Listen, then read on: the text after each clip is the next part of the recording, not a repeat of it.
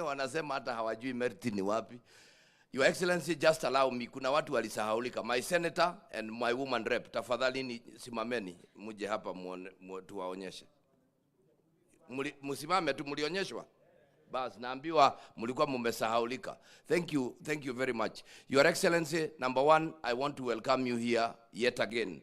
I grew up in this town, kwa hii town yetu ambayo Dan DMM anasema, hapa Kiganjo ndio mimi nilikuwa.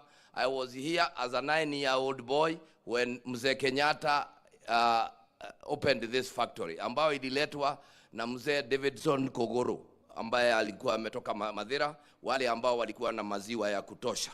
Your Excellency, I want to thank you specifically because of bringing a new life into KCC. This is the only body that can continue regulating all other wale watu ambao wanaingia. You remember we have been captured for many years. As governor, sio siku moja hawa wakulima wamenipigia simu, maziwa yao imekataa kuchukuliwa. Wakinipigia as governor, sio siku moja hawa wakulima wamenipigia simu, maziwa yao imekataa kuchukuliwa. Wakinipigia imekataa kuchukuliwa, napiga KCC na wachukulia maziwa. I want to thank you, Your Excellency, because we need now to make KCC mahali ya mkulima kukimbilia. We as a county have tried wakulima daily. The first governor of Nyeri, the late Ruto Gachagua, gave that cooperative 23 million Kenya shillings. Akijaribu kuinua maziwa ukulima upande ule. Mimi mwenyewe nimekuja juzi nimeongeza 25. Why were we doing that from our little budget? Ni kwa sababu tulikuwa tumefinywa hapa. Wao unasikia majirani wetu ambao wameweka factory hapa, wanaweza amka asubuhi moja, Your Excellency, waseme hawanunui maziwa. Ama wanaamka wanasema leo tunanunua shilingi 10. It became a big problem, and we want to thank you because KCC has the ability, has the mechanism to mop up all the extra milk in this area and also secure the farmers' prices. We also want to thank you, Your Excellency, in a very special way. Madam Kagema amezungumza hapa akasema you have reduced the cost of fertilizer. Wale ambao wanavaa sufuria kwa kichwa wanaweza kosa kuona the effect of that. Animal fodder comes from the shambas. Na wakati fertilizer iko, tunapata maize stalks, tunapata thara na vitu vingine vya kulisha ng'ombe yetu. We want to really thank you. Beyond that, Your Excellency, we are also aware kwamba umeambia Dende Nyoro, mheshimiwa, apunguze the tax on animal feed. Hiyo ni ya kusaidia hawa wakulima kwa sababu hiyo ndio kitu kimetusumbua. As a county, Your Excellency, tumeendelea kuwa na empowerment program kwa hawa wakulima. Tumeendelea kuwapatia inaitwa dairy feed making equipment. I want to promise you, Your Excellency, as you reduce that, na mimi nitatoa budget yangu niendelee kushikilia zile cooperatives ambazo wanaweza kutengeneza feed, tuwapatie machine na hao watafute the necessary ingredients ndio tuweze kwenda safari hii pamoja. Your Excellency, I want to thank you in a very special way for all you are doing for the farmer of this area. Akulima muriega nimukenete ni kuona muthamaki uyu ni aramwiciria ka ndaramwiciria nimukenete ni undu wa kurihwo ciringi 50 na tukarutwo magego-ini maria turatoire tuikitio. Thengio muno, Ngai amurathime.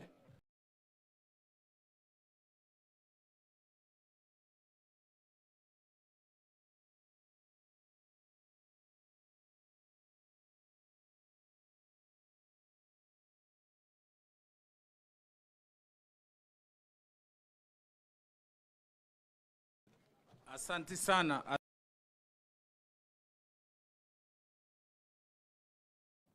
Kasi hii, Mheshimiwa Rais, we've made administrative and policy pronouncements.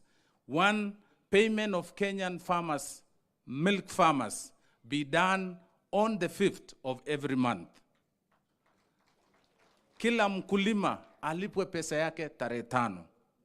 Mheshimiwa Rais, kupitia KCC, tumehakikisha kwamba wakulima hawakandamizwi, hawanyanyazwi. Bei ya maziwa kwa lita moja iwe ni shilingi 50, and that is the market prices. We want to ensure, kuna wengine wanajaribu harass farmers, to oppress farmers by giving different prices. But Kenya Cooperative Creameries, Your Excellency, have been able to deliver 50 shillings across the country, bringing equity and incomes to the farmers of Kenya. We are now focusing, Your Excellency, on the export market. From the milk that we produce through our cooperatives and other large farmers, we are now focusing on export market. Tunakuomba Rais, wakati tutakuja kutembelea wewe kukueleza hii mambo ya soko la nje, ili wakulima wetu wapate pesa kiasi nyingi kidogo, tutakuja kwako na tutaomba msaada. Kwa haya mengi, Mheshimiwa Rais, niruhusu sasa kwa heshima yako nimwalike Naibu wa Rais, Mheshimiwa Rigathi Gachagua, ambaye amekuwa kibao mbele kwa mambo ya wakulima, kwa kahawa, kwa maziwa, kwa chai. Asante sana. Karibu Mheshimiwa Naibu wa Rais. Asante sana waziri wetu. Your Excellency, our President, all protocols observed. Once more, we want to thank you for creating time. When you decided that you want to spend time in the Mount Kenya region, you did inquire about the status of Kiganjo, where you had come several years ago, and when you were briefed that it is ready for commissioning, you put it in your program. We want to say thank you. I don't want to say much because the President will speak for us, and we have another engagement elsewhere. Your Excellency, you did instruct me to lead public sector reforms, and specifically in the dairy subsector. Your Excellency, this subsector has been the worst victim of state capture and conflict of interest. And the reforms have begun in earnest, and you have heard when the price of 50 shillings is mentioned, there are some mamas at the back. Is that so? Because when KCC pays 50, the cooperative societies deduct too much money than what is required. And as a result, Your Excellency, we are planning the dairy conference in Nakuru in early September, and one of the issues to be discussed is the Cooperative Act and the amendments that will be done to that act to protect farmers from exploitation. So I want to ask farmers to be a little bit patient. That matter will be addressed. One of the ways, Your Excellency, your government has dealt with state capture and conflict of interest in this industry was to change the entire board of Kenya Dairy Board. That board had been appointed by one processor to protect the interest of the processor to the detriment of the farmers. That has already been addressed in earnest, and going forward, there will be more reforms that are coming. Finally, I want to confirm, Your Excellency, I am a farmer. I have a small dairy farm I started the other day, and I deliver my milk here, and I've been paid on the 5th of this month at 50 shillings. Hiyo pesa hata kwangu mimi mwenyewe ni kidogo. And why I have done that, ndio niweze kupigania hii wakulima nikiwa mmoja wao. Kwa hivyo hiyo 50 ni kidogo, and therefore the reforms are coming. Wakulima tutaitana nyote tukubaliane on the reforms that we need in this sector. I want to thank the chairman of Dairy Board and your board kwa ile kazi mnafanya ya kukinga wakulima, because Your Excellency, in some neighboring countries, some of these cartels have gone there. They import milk from Europe. They pack it in our neighboring countries to take advantage of the trade treaties with our neighbors and dump cheap milk into this country. So along the way, we'll have a conversation, Your Excellency, with our neighboring countries so that they are not used by the very people who have been oppressing these farmers to import milk from Europe, process it in their country, and bring it here under the East African Community Treaty. Kwa hayo mengi, ningeuliza nyote msimame, munisaidie kumkaribisha Rais wa Jamhuri ya Kenya kwa makofi, kwa vigelegele na ngemi ya wamama wetu kutoka hapa. Karibu Mheshimiwa Rais. Asante sana Bwana Deputy President. Wakulima hamjambo? Tafadhali tuketini chini. Mheshimiwa Deputy President, mawaziri mlio hapa, makatibu, gavana wetu, viongozi wote, wabunge wa county na wakulima. Mimi nimefurahi leo kufika hapa katika factory hii ya Kiganjo. Nilikuwa hapa 2016 kwa mara ya kwanza. Na wakati nilikufika hapa 2016, nilikuta hii factory ikiwa mahali pabaya sana. Kwa sababu ile machine zilikuwa hapa, zilikuwa kuukuu za zamani, almost derelict. Na ndio tulianza kupanga mambo ya modernization ya KCC. Mimi nafurahi kwamba leo tumetumia kama serikali in the last almost 7 years, tumetumia karibu shilingi bilioni 2 in the modernization of the facilities of KCC. Na nimefurahi sana kwamba leo nimepata nafasi ya kufika hapa. Nilienda katika hiyo mpango, tulisema tutamodernize facility hii ya Kiganjo, tutamodernize facility ya Nyahururu, ya Eldoret, ya Sotik, ya Nyambene, ya Miritini, ya Dandora, mimi na ya Kitale. Kuna zile tumekamilisha kama hii, kama ya Eldoret, kama ya Sotik, kama ya Nyahururu. Kuna zile ambazo ziko katika awamu ya mwisho katika modernization program. Moja yao ikiwa Nyambene, ingine ikiwa Miritini, ya Kitale. Na mimi nataka ni shukuru shirika la KCC kwa ile kazi wamefanya, na wakulima wengi sasa wako na nafasi ya kuuza maziwa yao mahali ambapo processing inaweza kufanyika tukitumia facilities ya kisasa. Mimi najua ya kwamba bado tuko na safari katika hii program ya mambo ya maziwa. Na ndio mkiona katika manifesto yetu tumekubaliana ya kwamba ndani ya miaka 5 tunataka kuongeza maziwa tunayozalisha kama taifa kutoka lita bilioni 5.2 mpaka lita bilioni 10. That is our plan in the next 5 years, to increase milk production in Kenya from 5.2 billion liters to 10 billion liters. Maziwa inatupatia karibu bilioni 200 kila mwaka. In fact, it is among the highest influencers of our incomes as a nation. Maziwa ambayo inafanywa processing, maziwa ambayo inauzwa bado haijafanywa processing, na tunazidi na kutafuta mbinu na namna ya kuhakikisha kwamba we do more processing of our milk, do less sale of raw milk, because by doing more processing, we add more value and farmers get a better pay for their milk.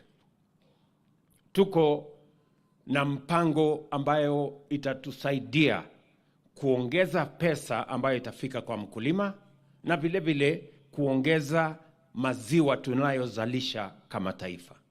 We have a plan on how we are going to move our milk production from 5.2 billion liters to 10 billion liters. And we are going to implement that plan together with the farmers. The farmers will be front and center of that plan. Na ni vizuri tukubaliane na wakulima vile kazi hiyo tutafanya kwa pamoja. Tumekubaliana kwamba mambo ya mbegu ya ile ng'ombe tuko nazo, tumeweka pesa ya kutosha katika mambo ya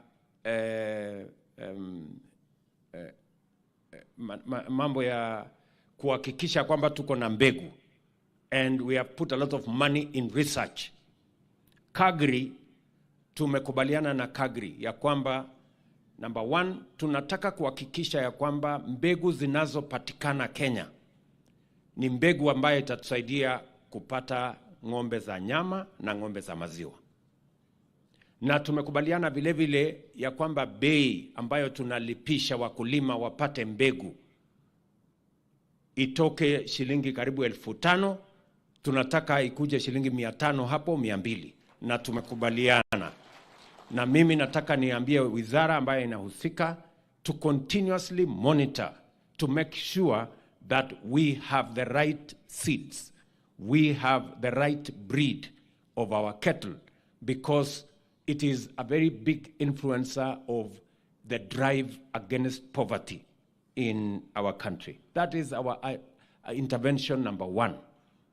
Intervention number two is this modernization program.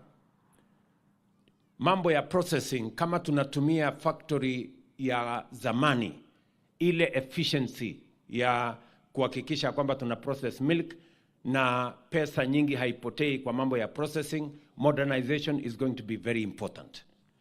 Mimi nataka niutangazie wakulima ya kwamba for the next 3 years, and I'm happy the chair of the budget committee is sitting here, for the next 3 years, we are going to spend 3 billion shillings in the modernization program of our KCC facilities. Tumekubaliana tutakamilisha Kitale. Tutakamilisha tayari katika budget ama supplementary budget tuliopitisha before this main budget, tulipatia KCC shilingi milioni 700 so that we can complete the facility in Nyambene.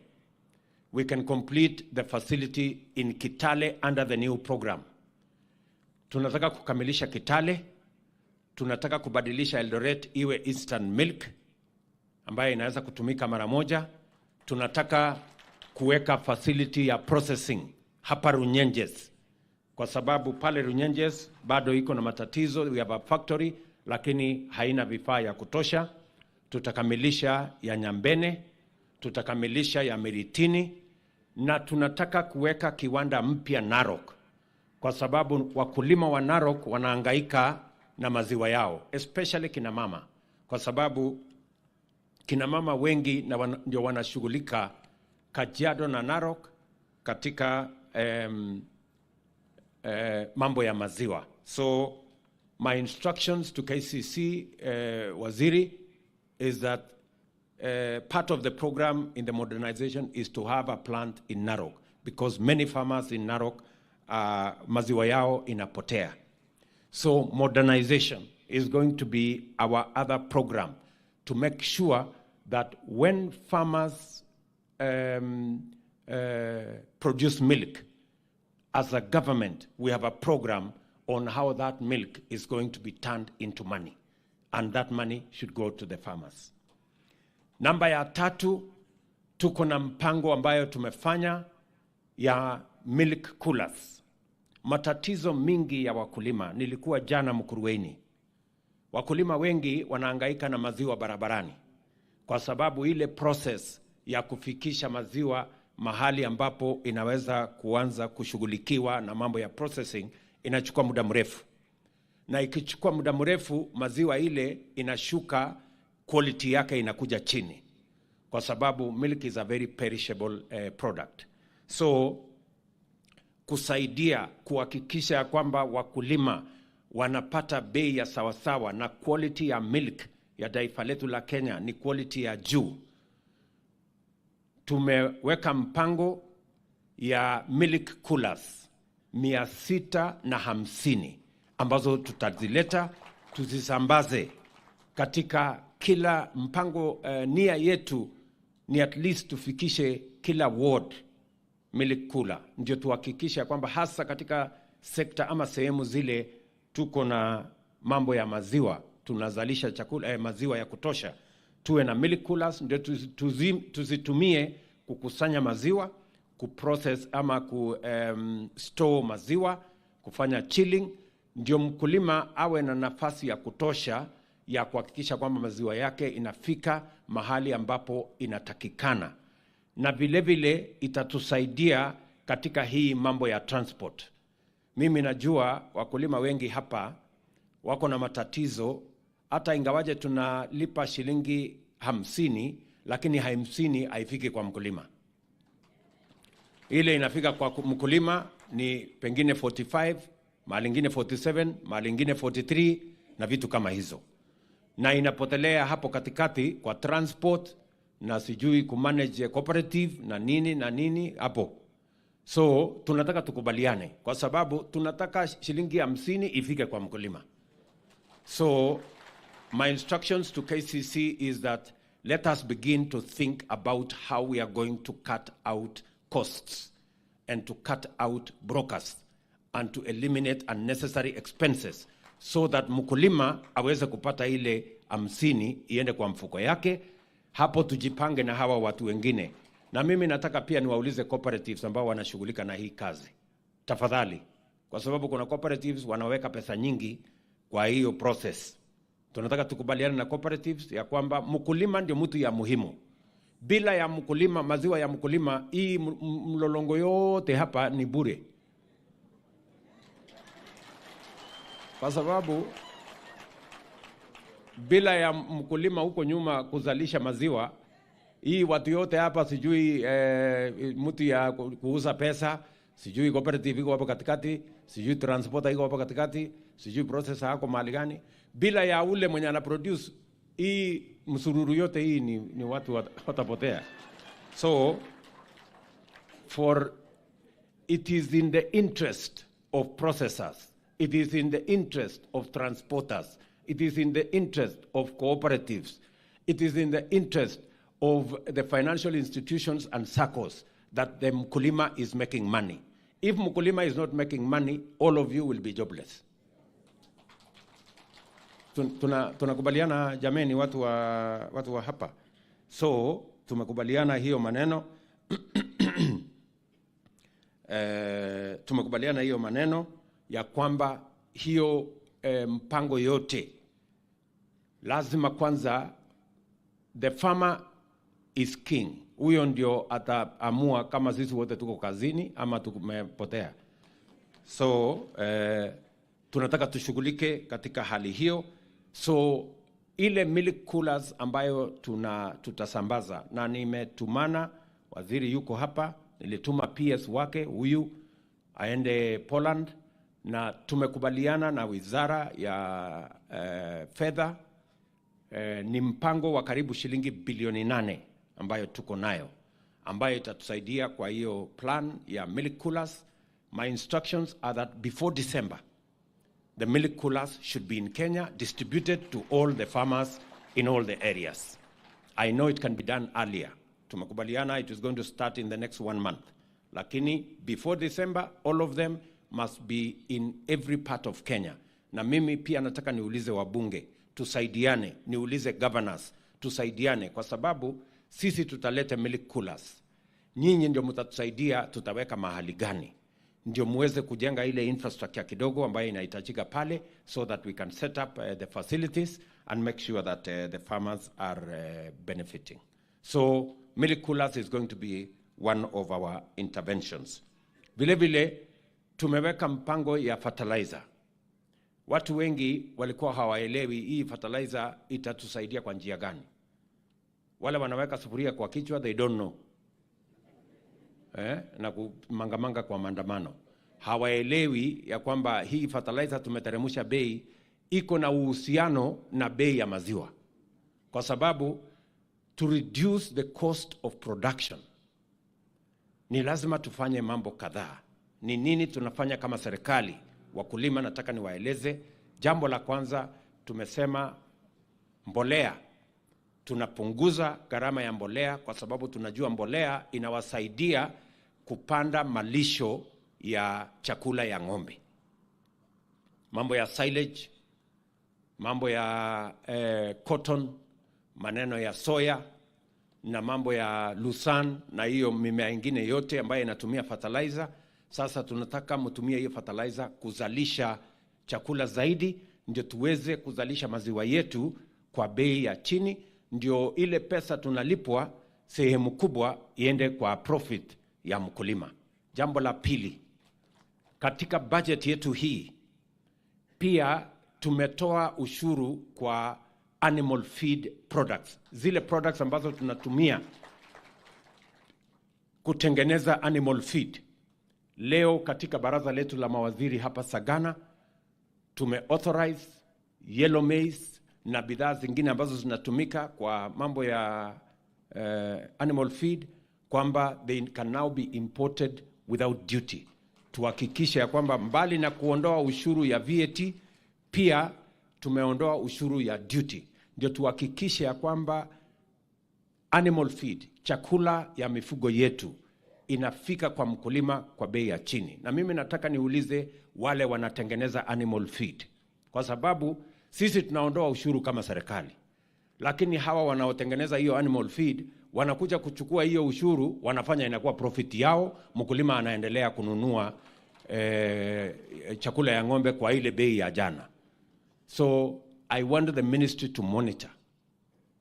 We must transfer the benefits of the tax exemptions not to the manufacturers of animal feed but to the farmers. Hatujatoa ushuru ati ndio mtu ya kutengeneza chakula hapo kwa factory atengeneze pesa nyingi. Our plan is to benefit the farmer, and we must see as government, and the ministry must monitor to make sure that the interventions that we are making, when we forgo taxes, it must be for the benefit of the farmer, not for the benefit of the processors of animal feed somewhere in the middle. Tunaelewana jameni? So nyinyi kama wakulima pia mtatupatia habari. Mkiona hii chakula haijabadilika bei na tumeondoa ushuru, tumeondoa duty, tumeondoa VAT, mtueleze ndio tukabiliane na wale ambao wako huko katikati, tuwaambie pesa ambayo tuna we are forgoing as a government is not for them, it is for our farmers. Vile vile tumekubaliana ya kwamba ili wakulima pia waweze kupata namna ya kununua ng'ombe zaidi, mambo ya seasonal crop program, kama mnapanda soya, kama mnapanda mahindi, kama mnapanda chakula ya ng'ombe. Vile vile tumeweka shilingi bilioni 10 credit kwa Agricultural Finance Corporation. Nilitangaza juzi, waziri anashughulika, wakulima wengi wanaelewa na wako na uhusiano na Agricultural Finance Corporation. Tumeweka pale pesa na tumesema the interest must not exceed 8%. We want to have it in single digit. Tumegombana na hao, bado wanaongea Kiingereza, lakini tutawafundisha Kiswahili. Si ndio? Ndio lugha ya kueleweka na wananchi wengi. So tutashughulika na hawa, tuhakikishe ya kwamba access to credit is a critical component of making sure that we reduce the cost of production. Kwa sababu tunataka on one side tuki-improve prices, pia huku chini tuna lower the costs of production so that we can have more benefit to our farmers. Vile vile mimi nataka niupongeze wakulima. Wakulima wetu na product ambayo mnazalisha is of such a quality that we have access to the American market. Najua kule Marekani ni watu ambao wako wanachunguza mambo mengi, phytosanitary hii, sijui nini ile, quality hii, quality ile, but I can proudly say that our products meet the highest standards of quality anywhere in the world. Na kwa sababu hiyo, sasa nimeweka mpango kamili ya kupanga soko ya mazao yetu ama products yetu ya maziwa ama kilimo ya maziwa. Ili ghee yetu, butter na powder milk pamoja na long life milk tuweze kupanua ile soko kubwa iko katika bara letu la Afrika, kwa sababu nchi nyingi, sitaki kusema majina, niliingia kwa matatizo kidogo, nilisema majina ya nchi zingine nikapata tabu kidogo.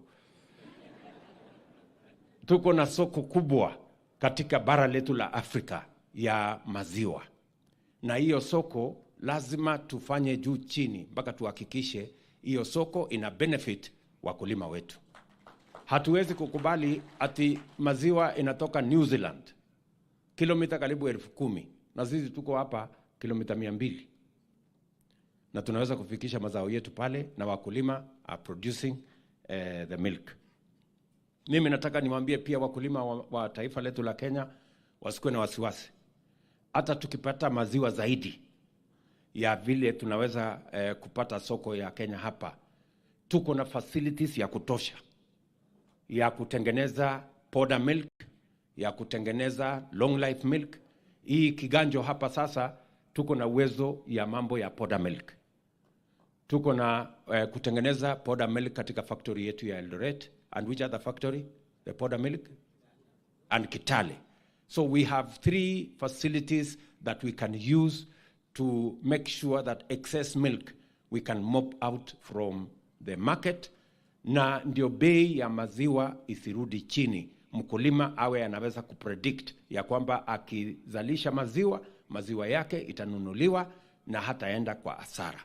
Kwa sababu saa zingine mkulima akiuza maziwa shilingi 30, shilingi 20, mkulima anakuwa discouraged, tunaenda kwa hasara. That is our other intervention, to make sure that we create market.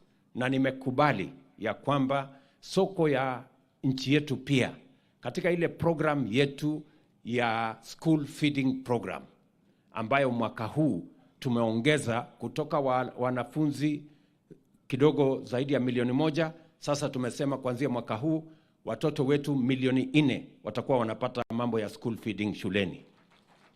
Na sasa nimekubaliana na chairman Bwana Maina ambaye alisema tuingize program ya maziwa katika hiyo mpango ya school feeding. I agree with you, and I will communicate to the Ministry of Education so that milk can be part of the package for our school feeding program, ndio tuweze kupanua soko ya wakulima wetu wa maziwa. Nataka vile vile niwahakikishie, tukiwa tunatafuta soko ya kitaifa na tunatafuta soko ya kimataifa, pia tutahakikisha ya kwamba watu ambao wanatafuta kutengeneza pesa ya haraka kwenda kutuletea sijui powder milk kutoka sijui nchi gani, alafu wanaingiza ukora huko ndani, wanalete hapa, tunaenda hasara, wanakuja wana compete na maziwa ya wakulima wetu. Hiyo mlango tutafunga. Chairman wa Dairy Board na watu wa Dairy Board, nyinyi watu tuko hapa na board ya Dairy Board, simameni watu ya Dairy Board, simameni the Dairy Board people. One of the directors, wale directors wengine hawako, waambie tafadhali tusikosane, you know. Kazi ya Dairy Board ni kuchunga haki ya mkulima, sio kuchunga haki ya processors.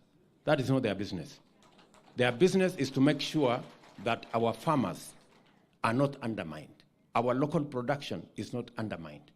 Hiyo poda tunaona inatolewa kwa nchi zingine kupitia milango na madirisha ya nyuma. Hiyo madirisha yote ifungwe na hiyo milango yote ifungwe, ndio wakulima hawa wapate nafuu, tuweze kuendelea.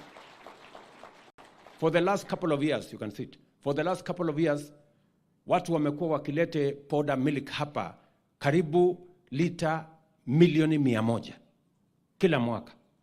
Na ndio tunapata hasara, wakulima wanaingia kwa matatizo. Watu wananunua maziwa kidogo ya mkulima, alafu wanaweka powder 3/4 na kutumia leseni ya kusema ya kwamba wanafanya mambo ya maziwa. So we will increase our own capacity. Katika hii modernization program yetu, tunataka kuongeza capacity ya KCC from 380,000 liters to 800,000 liters. Na ndio tuanze kushughulikia soko yetu ya Kenya na soko ya kimataifa. Wakulima tunaelewana? Sasa nyinyi wakulima mko na kazi yenu. nataka mnisikize kwa makini. Mimi nitafanya hii ingine. Si mnaona hii, mnajua hii, mmesikia ile mimi nafanya? Nafukuzana na wakora, nataka nafanya modernization, na watafutia moleculars, na watafutia pesa ya kuendesha hiyo biashara yenu. Ndio hiyo mimi na ngangana na mambo ya fertilizer. Na nyinyi pia nataka mnihakikishie ya kwamba mtaongeza mazao yetu ya maziwa katika taifa letu la Kenya. Si tunagawana kazi? Kila mtu afanye ile ako na ujuzi ya kufanya. Sasa mimi nitashughulika upande hii na nyinyi mtashughulika upande huo. Tunaelewana jameni? So we are going to work together. We will continuously refine. The workings around this sector, kwa sababu ni sekta ya muhimu. Inatupatia ajira, inatupatia utajiri, na inawezesha watu wengi. Watu ambao wako katika hii sekta ni zaidi ya watu 300,000. Pesa ambayo tunapata kwa hii sekta wakulima ni karibu shilingi bilioni 200 kila mwaka. Hiyo ni pesa nyingi na ni sehemu ambayo ni ya muhimu katika uchumi wa taifa letu la Kenya. Waziri ananiambia ya kwamba mambo mmekuwa mkituuliza, mnataka ile sixth semen, kwa sababu unajua mkulima wa maziwa akipata ndama ya ndume ni hasara kubwa sana, si ndio? Wewe unatafuta ng'ombe ambaye atakuzalia ng'ombe ya kukamua kesho. Ukipata ndume unapata hasara. So tumeweka mpango ya sex milk, ndio ng'ombe yako sexed semen, ndio ng'ombe yako akizaa anazaa mwenye atakupatia maziwa 2 years down the road. So tunajua bei yake imekuwa, how much has been the price of sexed semen? From imekuwa bei ya karibu shilingi 6,500 mpaka 8,000. Nimeambia waziri tulete kwanza mpaka 3,000 hapo, tupange na hapo. Let us cut it down by half. Tuanze hapo. Nyinyi mtajipanga na hapo. Alafu mkiendelea na muongee maneno yenu, nikiona mnajipanga vizuri nitaona vile nitafanya. Si ndio? Sisi tumekubaliana tunagawana hii kazi. So mimi nataka niseme hivyo, na nishukuru ya kwamba tuko na wabunge wetu ndio watusaidie kusukuma maneno kule bunge. Kwa sababu unajua tuko na watu wengi, sijui ni kwa kutojua ama sijui ni kwa mpango ya mabrokers, wanapinga mambo. Imagine ati hii maneno tumesema hapa ya coolers ya maziwa ya wakulima, ya kuweka pesa AFC, ya kupanga mambo ya fertilizer, ya kupanga mambo ya feed. Tumeondoa ushuru kwa feed. Ati kuna mtu anapinga? Si watu ni wazimu? Ama namna gani? Unapinga nini? Alafu unaenda unatufanyia maandamano, unaharibu mali ya watu. Hiyo mchezo tumesema hatutaki. Ama namna gani wakulima? Si ndio? Tunataka tushirikiane, tupange vile Kenya itapiga hatua ya kwenda mbele, tujenge mali, tujenge utajiri, tuondoe umaskini, na hii ndio barabara. Kila mtu achangie sehemu ambayo anaweza. Bwana chairman wa budget, tumesikia ile maneno nimesema. Sawa? Usikose, so enda ujipange na hapo. Na leader of majority anasikia hapo. Yeah? So tutashirikiana namna hiyo, tupange hiyo budget, tuhakikisha kwamba wakulima wetu wanashughulikiwa, na mimi nataka niwahakikishie hii Kenya tutaibadilisha. Na tutaibadilisha kwa mpango kama hii, na bidii ya wakulima, na mpango ya serikali ya kuhakikisha kwamba we are synergized, we are working together towards the same goal. Tusaidie wakulima, ndio wakulima wajenge uchumi wetu wa Kenya. Na mimi nataka niwapongeze wakulima wa ngamia, wafugaji wa ngamia. Leo hapa tumeanzisha sasa, kuna coordination. Maziwa ya ngamia ambayo imekuwa ikipotea huko katikati, na watu wengi by the way wanatafuta hii maziwa ya ngamia. So wakulima wafugaji, Bwana Guyo na jeshi yako ya kutoka ya kwenda mpaka Northern Kenya huko, jipange. Na hiyo milk coolers, waziri mpange pia hawa watu wa ngamia wapate hiyo milk coolers, ndio tulete maziwa ya ngamia tuweze pia kutumia kuendesha uchumi wa taifa letu la Kenya. Wakulima, mimi nimefurahi sana kuwa kati yenu. Na nataka niwahakikishie ya kwamba tutafanya bidii, kwa sababu hii ni sekta ya muhimu. Mkisoma katika manifesto yetu, tumesema ya kwamba sekta rahisi sana kubadilisha na kuboresha na kutusaidia kuongeza mapato ni sekta hii ya dairy. Dairy is one of our quickest intervention. Na kuna maneno nitaongea na waziri kuhusu mambo ya breeds zaidi, ndio tuweze kuendesha hii kazi. Na mimi nataka niwashukuru even the other processors. I was in Meru, nilikuwa Meru juzi kwa ile kampuni inaitwa Meru Central. Wanafanya kazi mzuri sana, wanasaidia wakulima na wanawalipa wakulima on time, na wanashughulika na hiyo kazi. Nilikuwa pia Fresha kule Githunguri. They are doing a wonderful job. Na mimi nataka niwaambie tutasaidiana na hizo kampuni zote, tuhakikisha kwamba wakulima wetu wote wanashughulikiwa, kwa sababu ni ya muhimu katika kujenga uchumi thabiti wa taifa letu la Kenya. And this is how we are going to grow our nation. This is how we are going to build our nation, and we are going to make Kenya grow. So wakulima, mimi nataka niwashukuru sana. Pongezi kwa ile bidii mnafanya shambani. Mimi na waenzi sana na washukuru, kwa sababu mnatusaidia kupanga mambo kule mashinani, na sisi tutawashikilia. Mimi nataka niwaulize, let us all of us diversify. Mjue ya kwamba you can grow many other products, and we are going to make sure that extension programs between us and the counties. Pia we want to digitize. Tunataka pia tuweke kwa mtandao kwamba mkulima anaweza kutumia simu yake kuona ni nini atafanya ndio maziwa yake iongezeke. Anahitaji kutumia nini, aongeze wapi, apange nini, ndio tuweze kusukumana sote katika barabara hiyo. But we are going to work together with all the leaders and work together with all the counties to make sure that this program succeeds. Sitaki kusema kuzidi hapo. Mimi nimefurahi sana. Asanteni sana, na watakia baraka ya Mungu, na nitakuja hivi karibuni pale Nyahururu, tukuje tufungue hiyo na tutaenda Dandora, tutaenda Miritini. I have already issued instructions on what we need to do. Bwana Kilemi, wewe ndio mtu ya cooperatives na waziri wako, pangeni hiyo kazi. Na waziri wa kilimo pia yuko hapo, mtashirikiana.